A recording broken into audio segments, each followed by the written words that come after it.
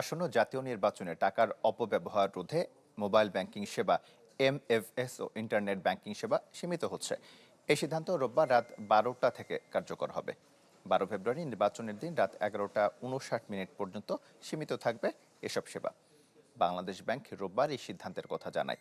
এর ফলে বিকাশ, রকেট ও নগদের মতো এমএফএস প্রতিষ্ঠানের গ্রাহকেরা প্রতিবার সর্বোচ্চ 1000 টাকা পাঠাতে পারবেন।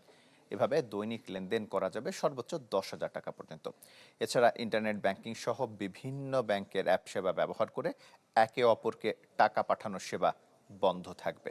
এছাড়া বন্ধ থাকবে ইন্টারনেট ব্যাংকিং সহ বিভিন্ন ব্যাংকের অ্যাপ সেবা ব্যবহার করে একে অপরকে টাকা পাঠানোর সেবাও।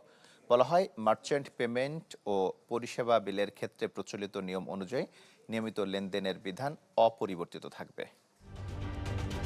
ঢালাইয়ে দৃঢ়তা, নির্মাণে নিশ্চয়তা।